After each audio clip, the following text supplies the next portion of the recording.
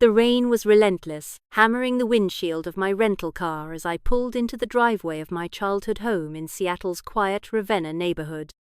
It was December 23rd, and the Christmas lights that should have glowed warmly from the eaves of our sprawling colonial mansion were dark, the house swallowed by an eerie stillness.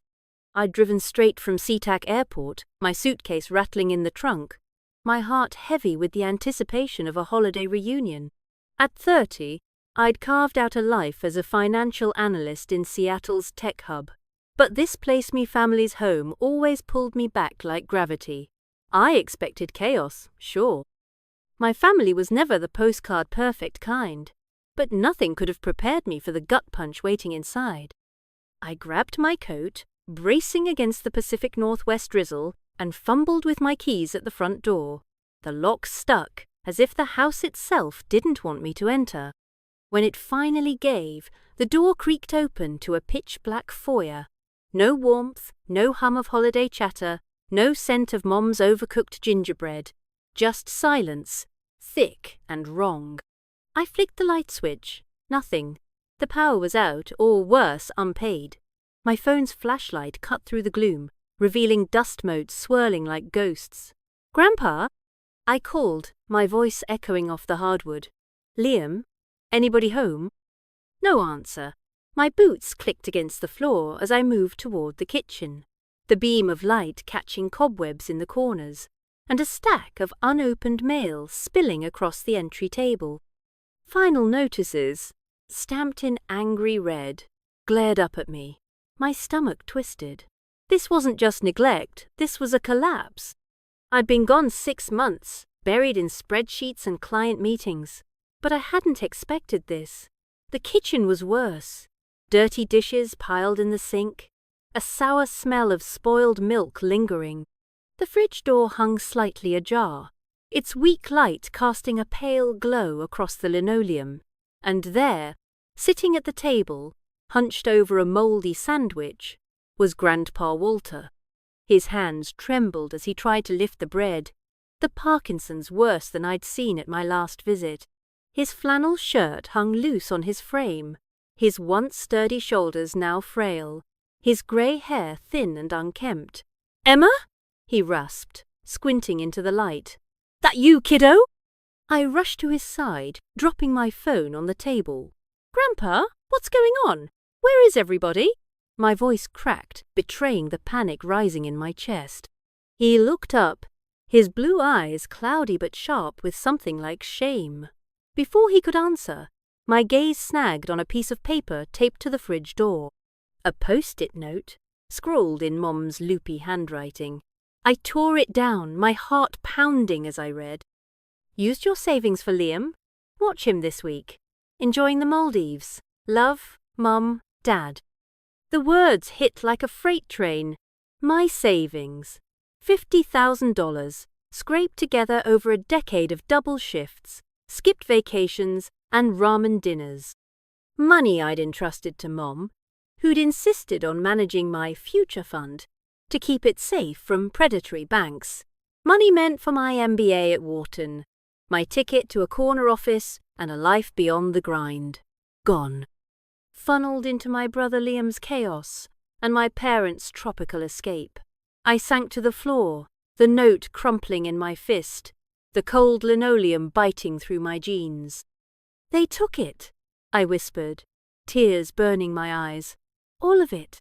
Grandpa's trembling hand found mine, his calloused fingers weak but steadying. "They'll regret this, Emma," he said, his voice low, carrying the weight of a man who'd seen too much. "They've gone too far." I forced a smile, but inside, rage and betrayal churned like a storm. 3 days later, they'd regret it all right, but that's getting ahead of myself. Let me take you back to that night, to the moment my world unraveled and the fight for justice began. The kitchen felt like a tomb, the silence broken only by the drip of a leaky faucet and Grandpa's laboured breathing. I helped him to his feet, his weight heavier than I remembered, and guided him to the living room couch. The cushions sagged under him, the fabric worn thin, another sign of the house's decay. I grabbed a blanket from the hall closet, its musty smell making my nose wrinkle, and draped it over his shoulders. "When did you last eat something decent?" I asked, trying to keep my voice steady. "Tuesday, maybe," he mumbled, his hands flexing uselessly. "Can't manage the stove anymore. Hands shake too much." He held them up, the tremors more pronounced than I'd ever seen, like a metronome keeping time to his body's betrayal. I opened the fridge again, hoping I'd missed something. Condiments, a half-empty jar of pickles, and a pack of processed cheese slices stared back. No fruit? No vegetables? Nothing to sustain a man in his 70s with a chronic illness. My parents had left him here, alone, while they sipped Mai Tai on a beach. And Liam, where the hell was he? The note said I was supposed to watch him, but the house was empty except for Grandpa's ghost-like presence. I pulled out my phone to call Mom. Straight to voicemail, her cheery message about making memories in the Maldives like a slap in the face. Dad's phone was the same. Liam's rang once before cutting off, probably dead or deliberately silenced. My fingers hovered over the screen, itching to check their social media. I opened Instagram, and there they were. Mom and Dad, tanned and grinning, clinking cocktails against a turquoise ocean backdrop. Best parents ever. Deserved getaway. The hashtags mocked me, each one a dagger. I scrolled further, landing on Liam's profile. His latest post from last night showed him at a rave in a derelict warehouse, flashing a 3-0 leather jacket and a gold chain I knew he couldn't afford. My savings? Walking around on his shoulders. I slammed the phone down, my breath hitching. "They're living it up while you're starving," I said, more to myself than Grandpa. He didn't respond, just stared at the floor, his jaw tight. I needed answers, and I needed them now. I stormed upstairs to Liam's room, the place I'd avoided since I was a teenager. The door was ajar, and the stench hit me first marijuana, stale beer, and something chemical I couldn't place. My flashlight swept across the chaos, empty Red Bull cans, a 5-0 Rolex glinting on the nightstand, and a pile of designer clothes with tags still attached. A burner phone buzzed beside a small digital scale, and next to it, a Ziploc bag of white powder. Cocaine. My heart sank, but not from surprise. I'd known Liam was in deep, but seeing it laid bare me money funding his destruction was a fresh kind of pain. I reached for a locked metal box under his bed, assuming it held more evidence. Big mistake. As I pried it open, a hiss sounded, and a cloud of pepper spray erupted, stinging my eyes and throat. I stumbled back, coughing, tears streaming down my face. The room spun as I groped for the door, my lungs burning. Who the hell booby-traps their own room? Liam, apparently, or the people he owed money to. I staggered to the bathroom, splashing water on my face until the pain dulled, my anger sharpening in its place. This wasn't just a troubled kid anymore. This was dangerous. Back downstairs, I found Grandpa where I'd left him, his eyes tracking me with worry. "You okay?" he asked, his voice barely above a whisper. "No," I admitted, wiping my eyes. "But I will be. We're figuring this out." I grabbed my laptop from my suitcase and pulled up my bank account, praying the note was a cruel joke. It wasn't. The balance in my future fund was zero. $50,000 gone in 8 months of systematic withdrawals, all authorized by Laura Harper, my mother. I checked my credit report next, my hands shaking. A 15-0 loan taken out in my name 3 months ago stared back at me. I hadn't signed for it. My vision blurred, not from pepper spray this time, but from the weight of betrayal. A sharp buzz from my phone jolted me. A voicemail, left an hour ago while I was driving. I played it, and a gravelly voice filled the room, low and menacing. "Tell Liam he's got 48 hours to cough up the 10 grand he owes Vince. No extensions. We know where he lives, and we know where you live." The line went dead, My pulse hammered in my ears. Vince! A name I'd heard in passing, always tied to Liam's shadiest friends. A drug dealer, no doubt. And now he was threatening me. Grandpa's eyes widened. Who was that? Trouble, I said, trying to sound calm. Liam's in deeper than I thought. I didn't tell him about the pepper spray or the loan, not yet. He didn't need more weight on his fragile shoulders. Instead, I focused on the immediate. We need to find Liam, and we need to get you food and your meds.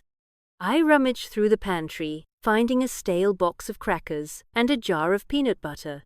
It wasn't much, but it was something. I made us sandwiches, the kind we used to share on his porch swing when I was a kid, back when he taught me how to fix a carburetor and stand up to bullies. Backbone before wishbone, he'd say, his engineer's precision shaping every lesson. Now he could barely hold the sandwich, his hands shaking so badly the bread tore. They took my pills, he confessed quietly. Liam said he'd picked them up yesterday. Never came back.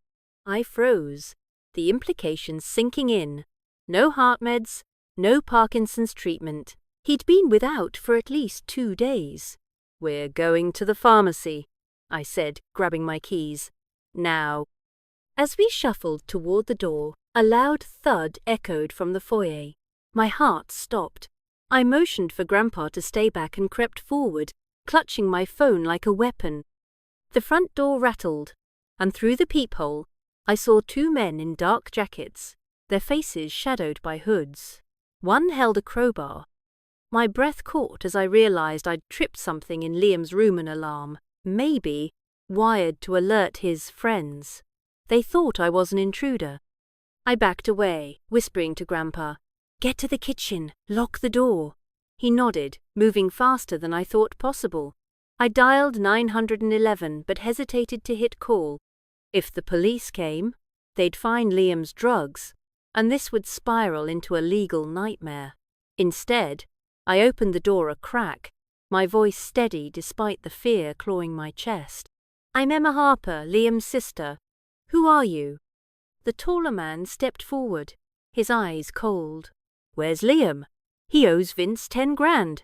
You got it?" "I don't know where he is," I said, my mind racing. "I just got here. The house is empty." He sneered, pushing the door wider. "Don't play dumb. We got a ping from his room. Someone's been snooping." "That was me," I admitted, holding up my hands. "I was looking for him. I don't have your money, but I'll find him. Give me 48 hours. The second man, shorter but broader, cracked his knuckles. "You got 24. We'll be back." They turned and vanished into the rain, leaving me shaking. I locked the door, my knees weak, and found Grandpa in the kitchen, gripping a butter knife like a sword. "They're gone," I said, prying the knife from his hand. "But we're not safe here. We need to move." The pharmacy was a blur. I got Grandpa's Medchart pills, Parkinson's treatment, the works using my credit card since his insurance card was missing, probably swiped by Liam. Back in the car, I checked my phone again. A new email from my firm's HR department stopped me cold. Subject: urgent, professional conduct concerns. Rumors about my family's financial mess had reached my boss, threatening my promotion to senior analyst. If I didn't handle this, my career, the one thing I'd built without their help, could crumble. I drove us to a diner, the kind with sticky menus and coffee that tasted like regret, to regroup. Grandpa sipped broth, his colour slightly better, while I mapped out our next move. Liam's Instagram post gave us a lead: an abandoned warehouse in Sodhu, a gritty industrial pocket of Seattle. If he was there, we'd find him. If not, I'd track down every dive bar and skate park until I did. But the voicemail kept replaying in my head. Vince knew where I lived. My apartment in Belltown, my office, my life, they weren't safe anymore. The warehouse was a hulking skeleton of rusted steel and broken windows, pulsing with bass from a rave inside. Neon lights flickered through the rain, and kids in hoodies loitered outside, their eyes glassy. I parked a block away, telling Grandpa to stay in the car. "Not a chance," he said, grabbing his cane. "We're in this together." I didn't argue. His stubbornness was the only thing keeping him upright. Inside, the air was thick with sweat and smoke, bodies pressed together, moving to a beat that rattled my bones. I scanned the crowd for Liam's lanky frame, his trademark leather jacket. A hand grabbed my arm, and I spun, heart pounding. A man with a shaved head and a scar across his cheek loomed over me. "You Liam's sister?" he growled, his breath hot with whiskey. "Vince wants a word." Before I could react, he pulled me through the crowd, his grip like iron. Grandpa followed, shouting my name, but the music drowned him out. We stopped in a dark corner, where a man in a tailored suit Vince, I presumed, leaned against a crate, a knife glinting in his hand. "You got my money?" he asked, his voice smooth but lethal.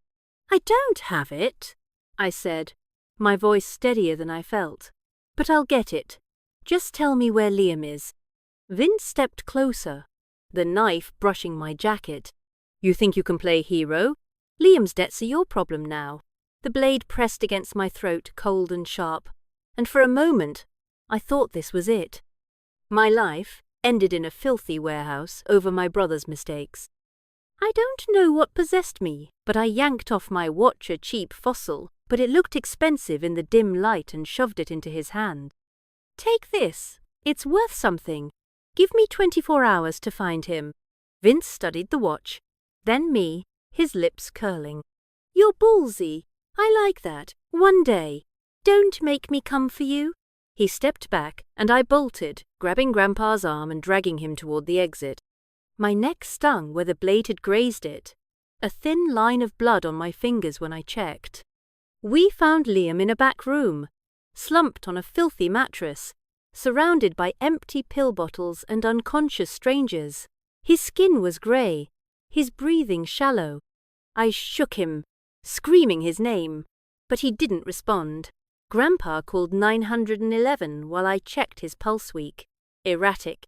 Fentanyl, I realized, recognizing the signs from a first aid training at work. Paramedics arrived, their radios crackling, and loaded him onto a stretcher. "Possible brain damage," one muttered as they wheeled him out. "He's lucky to be alive." At St. Joseph's Hospital, the ER was a blur of beeping monitors and antiseptic. Liam was intubated, his chest rising mechanically, while Grandpa sat beside me, his own health fraying. I called Mom again, leaving a voicemail that cut like glass. "Liam's in ICU. He might not make it. Call me now." No response. Just more Instagram posts of her and Dad parasailing, oblivious to the wreckage they'd left behind. Back at the house, I searched Liam's room again, careful this time. Under his bed, I found a folder of forged documents attempts to transfer Grandpa's house deed to Mom's name. My blood ran cold. This wasn't just theft. It was a calculated betrayal, years in the making. Another email from HR hit my inbox. "Attend the client meeting tomorrow, or we'll reconsider your role." My promotion, my future, hung by a thread. As dawn broke, a black SUV tailed us to the hospital, weaving through traffic like a predator. I floored the gas, taking sharp turns through Ravenna's back streets until it vanished. My hands shook on the wheel, Vince's threat echoing. At the hospital, Liam stabilized, but Grandpa had a seizure from missed meds, landing him in a bed next to my brother. I was juggling 2 medical crises, a cartel threat, and a career on the brink, with no sleep and no allies. Then, a text from an unknown number. Liam saw something he shouldn't have. "Keep him quiet, or you're next." My heart stopped. What had my brother gotten into? And what secret was worth killing for? As I sat between Grandpa's beeping monitors and Liam's fragile breaths, one thing was clear. This wasn't just about money anymore. It was about survival.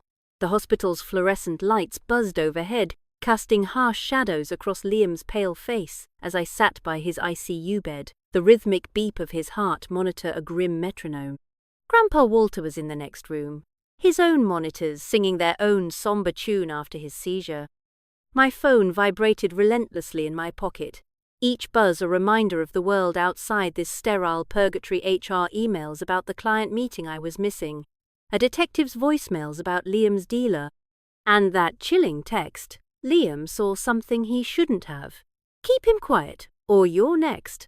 I hadn't slept in 36 hours, my body running on vending machine coffee and sheer will. The weight of it all me stolen, 50, 0, Grandpa's neglect, Liam's overdose, and now a cartel threat pressed down like a vice, but I couldn't break. Not yet. I glanced at Liam, his chest rising and falling with mechanical precision, the ventilator tube snaking from his mouth. He looked so small. Not the defiant 21-year-old who'd stormed out of the house yesterday, smashing a lamp and stealing Grandpa's car.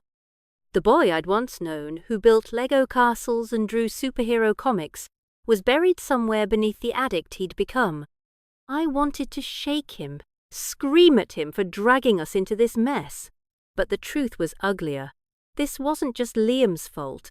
Mom and Dad Laura and Richard Harper had built this disaster, brick by enabling brick, and I'd let them, trusting their promises about my future fund, while they bled me dry. My phone buzzed again, an email from Sophie, my college roommate turned corporate lawyer. Urgent. Call me. Found something on your parents' financials. I stepped into the hall, the antiseptic smell burning my nose, and dialed her number. Emma, she said, her voice sharp despite the late hour. I pulled some records. It's worse than you thought. Your parents didn't just take your savings. They've been siphoning Walter's retirement account for years. 40, 0 gone. Plus another 25, 0 in credit card debt racked up in his name. And there's a forged deed transfer for his house, dated last month. Laura's been meeting with a shady lawyer to declare him incompetent. My knees buckled, and I leaned against the wall, the cold cinder block grounding me. They're trying to steal his house, I whispered, the betrayal cutting deeper. Walter's mansion, worth $500,000, was his last asset, his lifeline for assisted living. If they succeeded, he'd be left with nothing. That's not all, Sophie continued. I found a paper trail linking Richard's failed startup to a shell company. Looks like he funneled investor money into offshore accounts before it tanked. If that's true, it's fraud. Big time. You need to secure Walter's power of attorney now, before Laura pushes this further. I'm sending you the forms. I nodded, though she couldn't see me, my mind racing. Fraud, forgery, elder abuse. My parents weren't just reckless, they were criminals. And Liam, caught in their web, was drowning in a world they'd enabled. I thanked Sophie and hung up, my hands trembling as I opened the email with the legal documents. I needed to move fast, but the hospital's chaos kept pulling me back. A nurse rushed past, shouting for a crash cart. Somewhere, a patient moaned. And in my pocket, that anonymous text burned like a live wire. I returned to Liam's room, my eyes catching a flicker of movement on the security monitor outside his door. A man in a black hoodie lingered, his face obscured, glancing at Liam's room before slipping away. My heart lurched. Was this Vince's doing? Or someone tied to the deal gone wrong Liam had mumbled about in his delirium? I flagged a security guard, but by the time he checked the hall, the man was gone. The hospital felt less like a sanctuary now, and more like a trap. Grandpa's room was quieter, but no less grim. He lay propped against pillows, his hands shaking worse than yesterday, his face grey under the fluorescent glow. You look like hell, kiddo, he said, managing a weak smile. So do you, I shot back, adjusting his blanket. I got your meds refilled, but we need to talk. Sophie found forged documents. Mom's trying to take your house, claiming you're not fit to manage your affairs. His smile faded, replaced by a steely glint I hadn't seen since he taught me to stand my ground as a kid. Diana always wanted the easy way out, he said, using Mom's middle name like a curse. After her mother died, I gave her everything, never taught her consequences. Now she's doing the same to Liam. He paused, his voice dropping. There's a safe in my study, Emma. Combination's your birthday. Papers in there me will. The deed.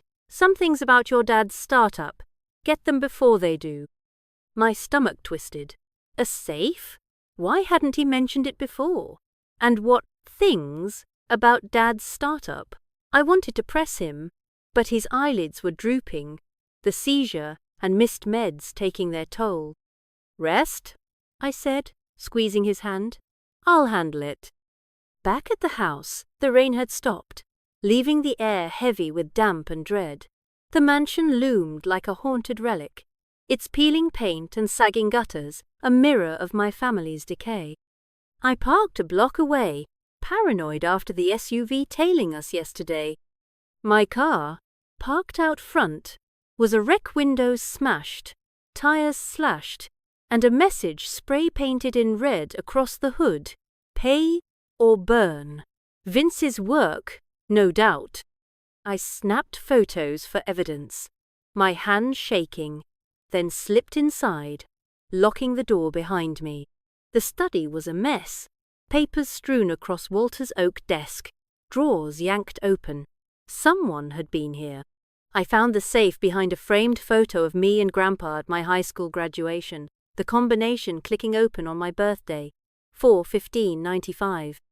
Inside was a stack of Document's will, naming me executor, the original house deed, and a folder labelled Harper Tech, my dad's startup. I flipped it open, my breath catching. Bank statements, emails, contracts all pointing to diverted investor funds, offshore accounts, and a whistleblower letter accusing Richard of fraud. If this got out, he'd face prison. Was this what Liam had seen? Was this the deal gone wrong? A floorboard creaked behind me. I spun, clutching the folder, but no one was there. Just the house settling, or so I told myself. I stuffed the documents into my bag and headed for the door, only to freeze as headlights swept across the windows. A black SUV idled outside, the same one that had tailed us. I ducked low, my heart pounding, and crawled to the kitchen, where I could peek through the blinds. Two figures stepped out, their silhouettes bulky, one holding what looked like a gun. I dialed 911, whispering my address, but the operator's questions were cut off by a crash glass shattering in the living room. I bolted for the back door, my bag slung over my shoulder, the documents heavy against my side. Footsteps thudded behind me, and a voice growled, "She's here!" I sprinted into the backyard, the wet grass slipping under my boots, and vaulted the neighbour's fence, landing hard in Karen Walsh's rose bushes. Thorns tore at my hands, but I didn't stop, running until I reached her porch. Karen, a retired nurse with a no-nonsense bob, yanked me inside before I could knock. "Emma, what the hell's going on?" she hissed, locking the door. "I saw those guys break in. They're not here for coffee." "Vince's men," I panted, clutching my bag. "Liam owes them money. They think I have it." Karen's eyes widened, but she didn't flinch. "Stay here. I'm calling the cops again." She'd already reported Liam's parties, the brawl that left a car window shattered. But this was different. This was a home invasion. As we waited for sirens, she handed me a mug of tea, her hand steady despite the chaos. "Your parents left Walter to rot," she said, her voice low. "And Liam's been running with a rough crowd. 3 nights ago, I saw a dozen cars out front, fights breaking out.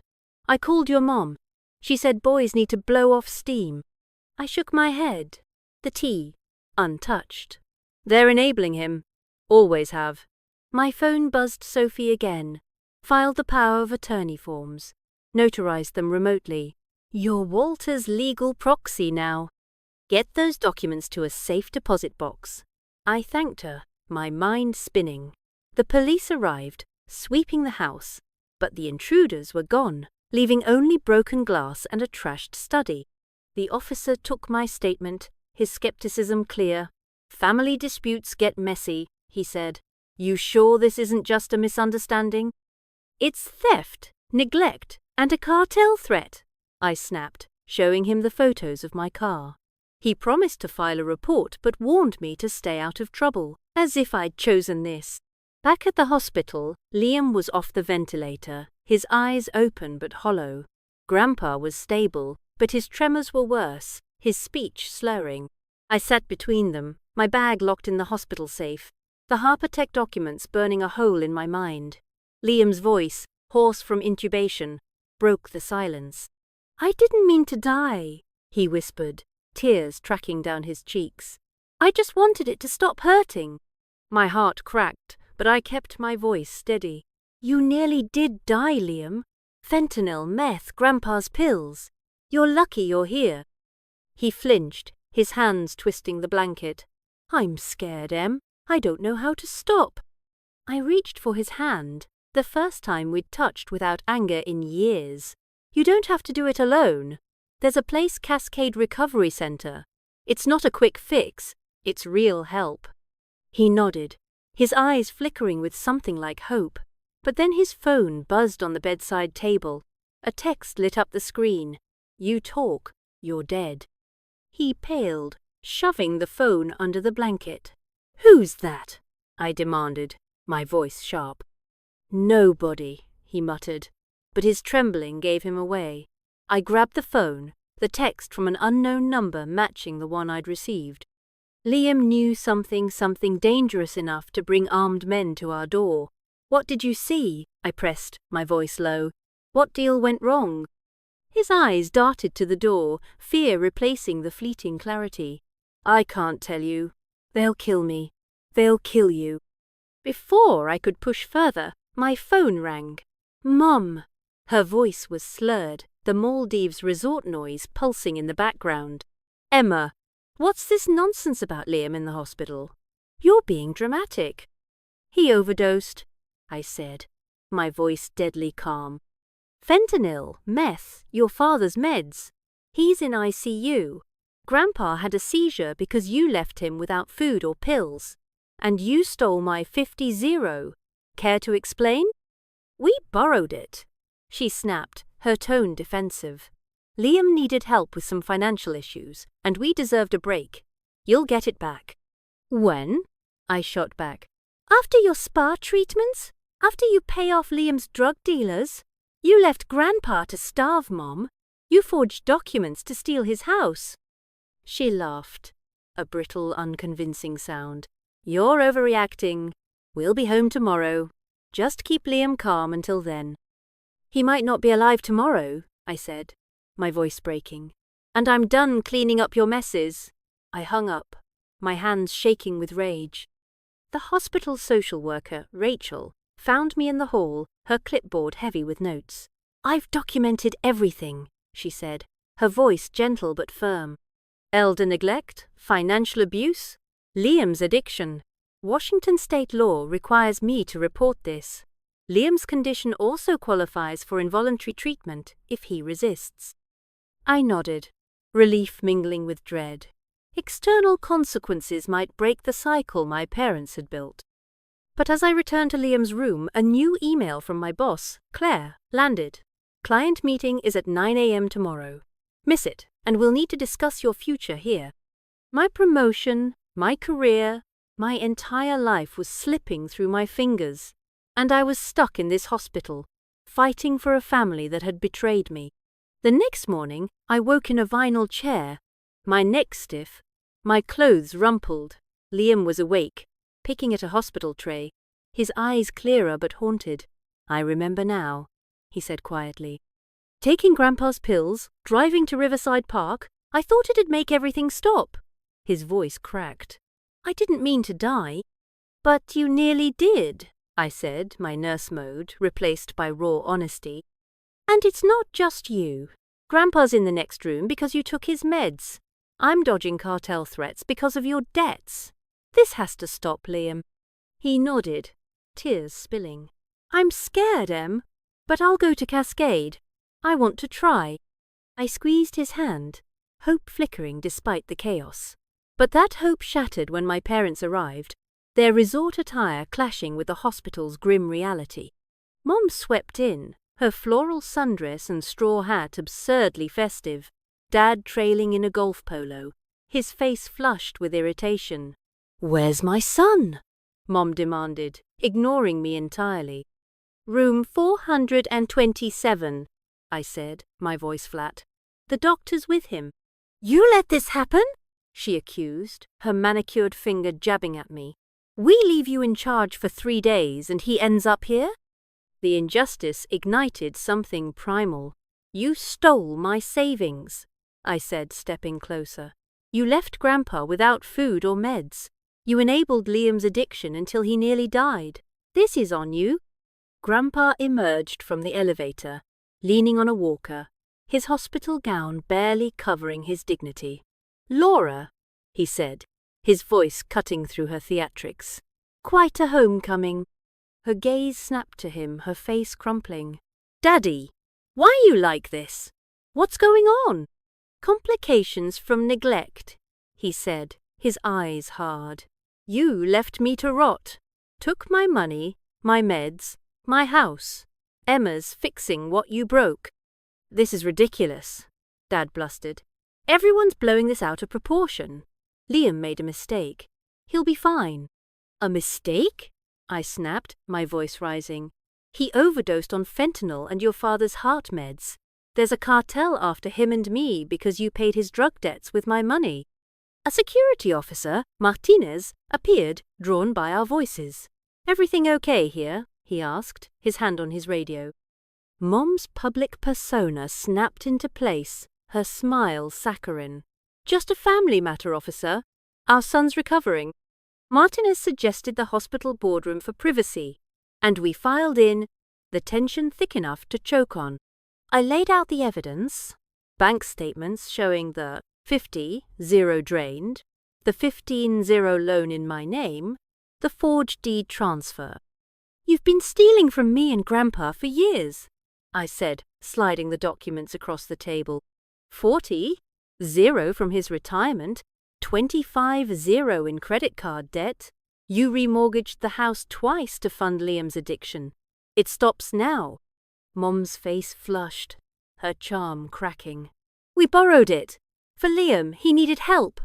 "Help?" I laughed, bitter.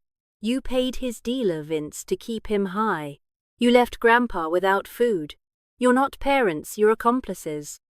Dad slammed his fist on the table. "You're turning this family against us, Emma.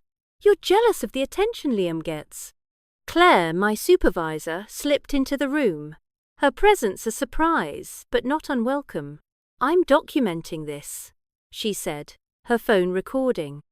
"As a mandatory reporter, I'm required to note elder neglect and enabling behaviors. This isn't a family matter anymore." Mom's facade shattered, her voice shrill. "You can't do this. Connor needs us, not strangers. Daddy, you're too old to manage your affairs." "I'm 76, not incompetent," Grandpa snapped, producing the notarized power of attorney forms I'd secured. "Emma's my proxy. I'm selling the house, 500,000 to cover my assisted living near her in Seattle. Liam's going to Cascade Recovery. These are my decisions, not yours." Liam's voice, weak but firm, cut through from the doorway. He'd shuffled in, IV pole in tow. "I'm an addict, Mom," he said, his eyes locked on hers. "Have been for years. Pills, meth, whatever I could get. I'm going to rehab tomorrow. Cascade has an opening, and Emma's insurance covers it. I'm done pretending." Mom's hand froze, her denial crumbling. "You nearly died," she whispered, tears welling. "Yes," he said, unflinching. "And I will if nothing changes." Dad tried to rally. "We'll find a private facility, something discreet." "No," Liam said, his voice stronger. "I'm 21. I decide. And I choose Cascade." The room fell silent, the weight of his autonomy seismic. Claire nodded, her recording still running. "I've contacted social services," she said. They'll investigate the neglect and financial abuse. Emma, you've got a case.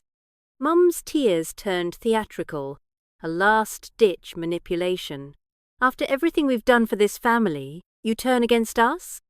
You stole my future, I said, my voice steady. You neglected Grandpa.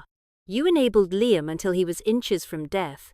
I want my 50-0 back, a legal repayment plan, or I file for elder abuse and fraud. The evidence is here. Dad's bravado collapsed. We don't have it, he admitted, his voice small. It's convocation, Liam's debts, the house. Then you'll sign a repayment agreement, I said, sliding a draft from Sophie across the table. Or I go to the police. Your choice. A knock interrupted, and Martinez returned, his notebook open. I need statements, he said, his tone official. We're looking at elder abuse and possible financial crimes. Mom's sobs quieted, her calculation returning. We'll cooperate, she said, glancing at Dad, who nodded reluctantly. Whatever repayment plan you want, and Liam's treatment if that's what he needs. Liam caught my eye, his expression raw. Thanks, Em, he whispered, for not giving up. Never, I said, the word, a promise. As Martinez took their statements, I stepped into the hall, my body trembling with the release of years of suppressed rage. The documents in the hospital safe, the notarized forms, Liam's choice, they were a foundation, fragile but real. But that text, the stranger in the hall, the Harper Tech folder, they hinted at a deeper darkness. What had Liam seen? What was Dad hiding? And what was in the letter Grandpa mentioned, written by my grandmother before she died, warning of Mom's dangerous tendencies? As I leaned against the wall, Claire's hand found my shoulder. You did good, Emma, she said. But take care of yourself. This isn't over. I nodded, the weight of her words settling in. The fight was just beginning, but for the first time, I wasn't alone. Liam was choosing life. Grandpa was choosing freedom.